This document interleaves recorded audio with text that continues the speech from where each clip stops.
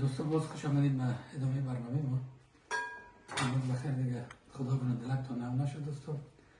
یک ذره گوشت گرفتیم دوستان، یک گوشت بکسترپ است، صرف به خاطر کباب سیخیز و گوشت کمر دیگه میگه نمیره بکسترپ.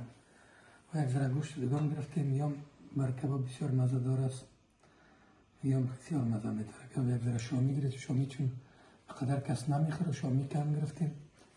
این هم یک رقم گوشتکای بالکای مرغ بسیار مزه‌دار میده، کباب جوسی و گوشتی مزه‌دار است. و این هم دوستا ذره گوشت چیکن است که میدهش میکنیم، مختش میکنیم. دیگه انشالله بخیر دوستا بیننده ما باشیم. ما آماده میسازم، خدا کنیم طریقش نام خدا شما یاد دارید. خب باز مرکز طریقش که به کدام طریقه پخته میکنم. و دوستا این هم آب پیاز است، در گوشت اضافه میکنم و در گوشت کباب چیکن.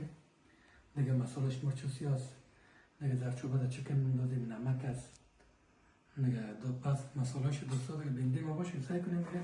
و محترم دوستان یک ذره چربو گرفتیم، افغانستان ها خود دمنی گوسفند نیست یا چرب که اینجا بگیریم از اینمی چربی ها بر ما میگیریم. مثال در استرانتاوی ها که باز کس میگیرن استفاده میگیریم، بازی مثل توتی گوشت رو تو میده میکنن در بین هر سیخ 5 پیس تکه کباب است و یک تکم از چیز دیش میزنم دوستان. من دوستان گوشت گرفتم در میده کردن شروع کردم.